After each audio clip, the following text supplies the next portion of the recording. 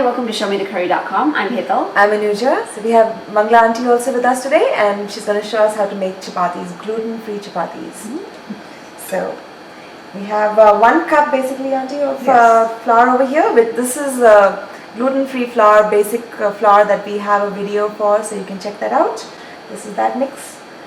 And actually, before we get started, auntie, I've got something for you. Oh, there you go. You've been knighted, auntie. Quite an honor, thank you. Thank you. Okay, so this is the gluten-free flour made from the flour mix that we showed you a little while ago. When making chapatis, I like to add a little bit of boiled and mashed potato to it. So for 1 cup, I take about a 1/4 cup boiled and mashed potato, because the chapatis come out softer, and you can keep them in an insulated container and serve them later. You could make chapatis without, but then they should be served off the tava.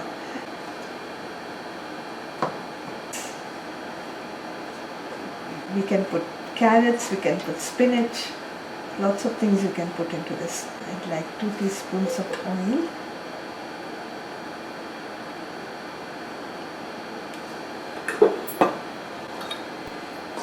Now what I do is I don't add all the water at once. Slightly warm water.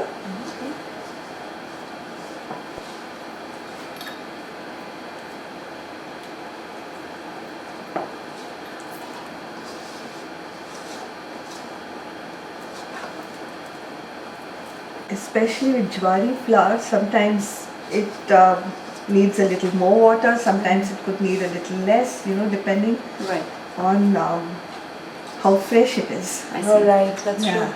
So definitely important not to dump the water all at once. Right. So is it the same consistency as chapati flour? Or Yes, you do it yes, the same consistency. Awesome. I mean, I like it a little soft, but if people like it a little stiffer, then maybe a little bit less water is fine, but for me this much is good. Now, gluten-free flour usually requires a little more kneading than wheat. So you make sure how much is getting well absorbed into this. And if you want to soften the dough further. Plus, I'm sure the fact that you added potatoes also made a difference. It does, yes. Again, the texture of the potato matters. Right. If it's a very floury potato, then the water is okay. Yes. If it's a sticky potato, When we make dough, we usually allow it to rest. Of course, that's for wheat. Is the same principle happens for yes, this? you should allow it to rest a little. 15 minutes, even half an hour is good. What I also do sometimes, if I find too much sticking onto my hands, is I smear my hands with a little bit of oil. And I just, do this. Nice, soft. Yeah, and it has some kind of a feel of the wheat dough. Right, it does actually. I know when we've done bajra in the past, it just breaks off. Bajra, completely. It's very difficult to work with. But I think with all the cornstarch and the xanthan gum, it's really holding it together nicely. There. So you kneaded it for at least good 4-5 minutes. Yes. Very important. Right, and I think we ended up using anywhere between like 1/3 to 1/2 cup of water. Again, like Auntie said, depending on the quality of your flours, how old they are, they may or not require more or less water. Right, and the potato. And the potato, yes. So little variables and how soft you want it also. So now, as usual, we're going to put a little bit of oil on top. We're going to cover it and we're going to allow it to rest for 15 to 30 minutes. So our dough has rested. It rested actually for an hour, not the half an hour, but it is fine. It's absolutely okay. And we've got the tava going. It's hot, and Auntie's at the back, and she's going to start rolling them out, beloing. You can use a little bit of rice flour if you wish for dusting, and right now I'm using the jowari. And if you've noticed, I've taken 1 sheet of cling wrap put it on the rolling surface, and I'm taking another sheet and covering the ball here. This kind of helps to roll out thinner rotis. And then you don't have to go on flouring it in between.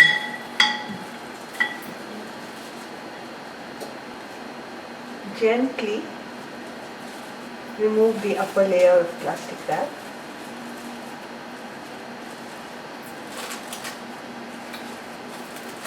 One big advantage to using plastic wrap is that your dough doesn't even touch the surface or the rolling pin.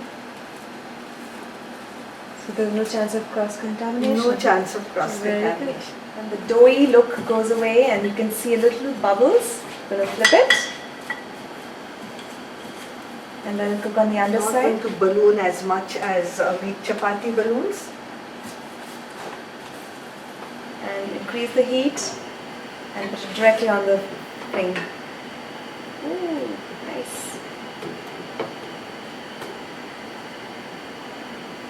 We'll smear some ghee on it and serve hot. So once it starts bubbling, we're going to flip it around and let it cook on the underside for just a bit. Just going to take a little bit of oil and smear it on the top. And flip it. And just press it down. See now.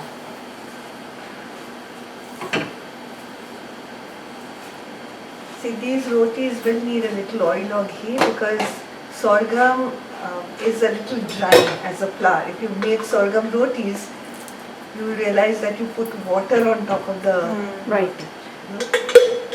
It needs a little help. So Yeah, I put it some needs oil a on this little side help, as well, and I'm going to flip it. And, See, it's ballooning nicely. yeah, and then just press it down and let it cook.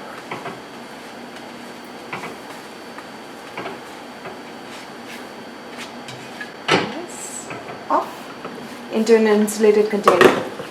So all of our gluten-free rotis are done, and of course it made about 7 for the measurements that we gave you. Right. They look fantastic. You can take a good filling, any filling of your choice, roll it up like this, and roll it into foil, into aluminum foil, and carry it on a journey like this. Right. You know, it stays quite soft, Yes.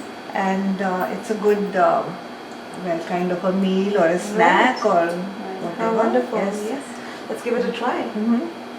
It's actually on the road. It's even that much harder to find gluten-free foods. No, it's so Yeah. difficult.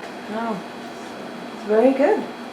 Again, like you mentioned, it has a very neutral flavor. It's not, and then nothing is, dominating. Yeah. So it's It's very fantastic, good. Yeah. and it's soft. It doesn't have that usually that gluten-free dry feeling that you get out of these. Right. It's very nice.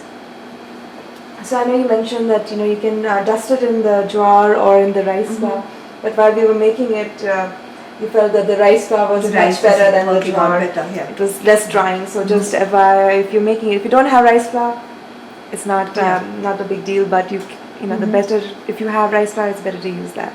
So join us again on another episode of ShowMeTheCurry.com. Adding a pinch of spice to your life.